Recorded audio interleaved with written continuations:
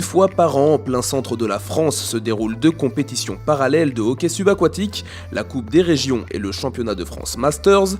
Direction donc le centre aqualudique de la Loue à Montluçon pour vous immiscer au cœur de ces deux compétitions, réunissant des joueurs jeunes comme moins jeunes. On a quand même un nombre important d'équipes Master, puisque nous avons 16 équipes Master, parmi lesquelles des équipes Master France.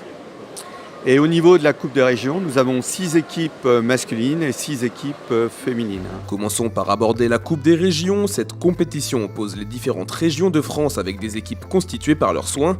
Elle n'est pas qualificative pour une quelconque compétition. L'objectif, il est simple, prouver que nos régions ont du talent. Alors, la Coupe des Régions, c'est en fait un vivier au niveau des régions pour les joueurs de haut niveau, enfin on va dire de chaque région, les jeunes joueurs. Donc dans la catégorie U19 ou U23, on essaye de constituer une équipe régionale qui sera bien sûr le vivier pour la sélection au niveau des équipes de France. Donc théoriquement, nous avons au niveau des équipes régionales le haut niveau de la région. Déjà pour l'esprit de compétition, savoir quelle région est la plus forte. Et sinon, non, parce que on se connaît tous, ça fait un moyen de se retrouver. Et puis pareil pour progresser, parce que c'est pas vraiment une compétition très officielle, si je peux dire, par rapport au championnat de France par exemple.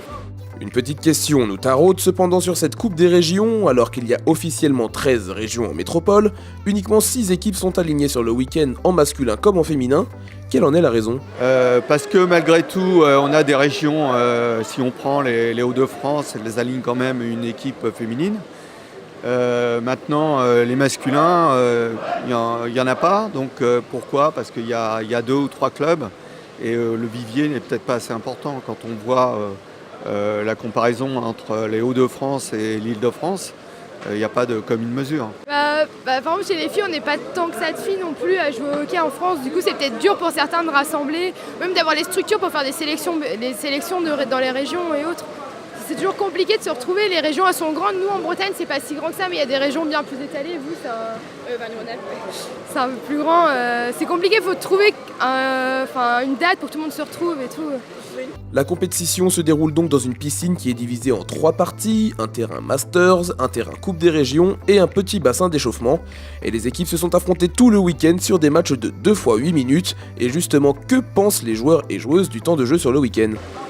C'est vrai que les matchs sont très courts, 2 fois 8 minutes, on n'a pas vraiment le temps de créer, d'avoir beaucoup d'opportunités, on n'a pas de temps mort par équipe, donc c'est vrai qu'il faut qu'on enchaîne très vite.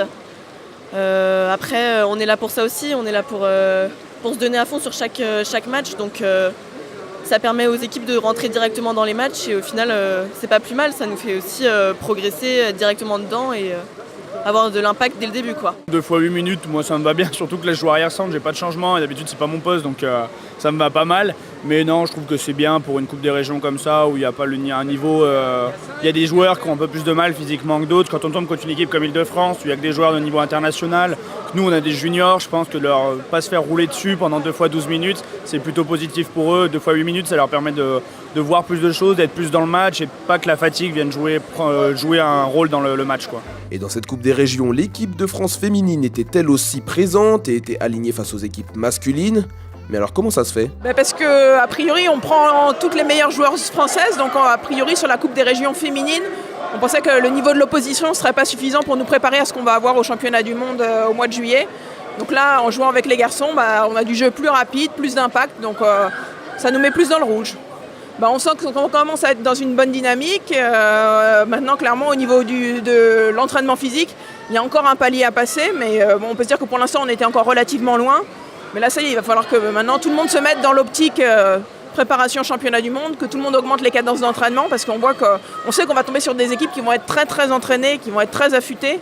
Donc non, on sent qu'il y a de l'émulation qui commence à venir. Là maintenant, il va falloir vraiment passer la seconde. Partons maintenant de l'autre côté de la piscine où les équipes Masters s'affrontaient également dans leur propre championnat. Et pour les joueurs et joueuses, les objectifs étaient multiples. On a 6 stages dans la saison pour préparer la sélection. Donc on est là pour prendre du plaisir bien sûr, mais aussi pour jouer le mieux possible pour avoir une chance d'être sélectionné au mois de mars. Par contre, on n'a aucun objectif de résultat sur cette compétition. On est là pour s'entraîner principalement D'ailleurs, les organisateurs nous ont accueillis, mais on n'est pas dans le classement final, on ne cherche pas à être les premiers ou quoi que ce soit. Des objectifs de préparation pour les uns, de plaisir pour les autres, mais au final, quelle est l'ambiance générale en Masters ? C'est une autre ambiance. Je vais pas dire que c'est plus détendu, mais c'est beaucoup plus taquin, que ce soit dans l'eau et au bord de l'eau, et il n'y a pas de défi, c'est toujours la compétition par elle-même. Ça change des championnats de France D1 où vraiment il y a les grosses écuries qui veulent gagner à tout prix, mais là tout le monde veut gagner, mais c'est vraiment dans la bonne ambiance. Justement, on en a profité pour les taquiner un petit peu. 35 ans passés, c'est pas un peu plus dur sous l'eau maintenant ?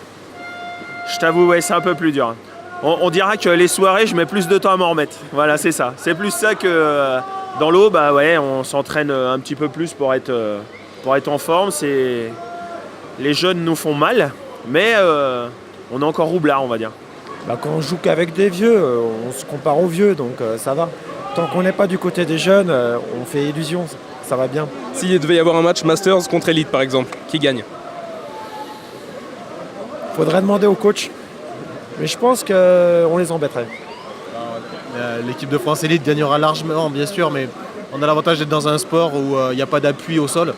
Et du coup, les vieilles articulations des genoux, du dos, des chevilles sont moins sollicitées. Ça nous permet de jouer plus longtemps qu'un sport comme le basket ou le football, etc. C'est le tabou, faut pas le dire ça. Faut pas le dire. Qui gagne ?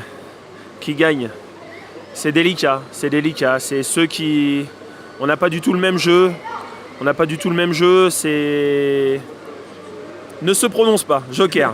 Voilà, Joker. N'oublions pas cependant qu'il y a du jeu aussi sur ce week-end. Des côtés résultats pour la Coupe des Régions, la région Île-de-France a réussi à remporter le trophée en masculin sur le score étriqué de 1-0, avec une finale d'une intensité folle sous l'eau comme en dehors.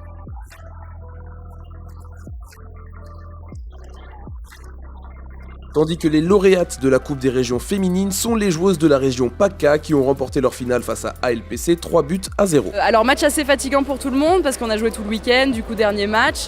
Là on a joué en 2 fois 10 minutes donc c'était plus que sur les autres matchs du week-end. Et première mi-temps assez serrée parce que tout le monde était là, tout le monde était encore en forme. Et c'est vrai que sur la deuxième mi-temps tout le monde a un peu craqué physiquement donc après c'est... le mental qu'il a fait. Enfin, pour terminer, la finale du championnat Masters s'est jouée entre Fontenay et Pontoise et à l'issue d'une finale assez indécise, c'est finalement le club de Fontenay qui remporte la joute sur le score de 3-1. On savait que ça allait être un match engagé et c'est eux qu'on a failli marquer dès le premier engagement. Ils ont eu beaucoup de coups francs après pour eux. Ils ont mis la pression sur nous. Ils ont marqué le but. Et nous on n'a pas baissé la tête, on est remonté. On a passé la seconde, c'est là où ils ont commencé un petit peu à baisser un petit peu. On en a profité pour en marquer 2. Et puis après le troisième, c'est parce que Michel prend une prison à 2 minutes de la fin, un coup franc pour nous, même si c'est dans le but, on connaît le métier comme eux, hein, de toute façon, et c'est ce qu'ils auraient fait la même chose, ils auraient maîtrisé le jeu, ils auraient ramené, nagé, et après c'était fini, quoi. Voici donc les lauréats de ce week-end de hockey subaquatique à Montluçon, qui a véritablement tenu ses promesses, que ce soit en Masters comme en Coupe des Régions. Entre beaux jeux, matchs serrés et bonne ambiance, on ne peut qu'être impatient de voir comment vont se passer les championnats de France à venir.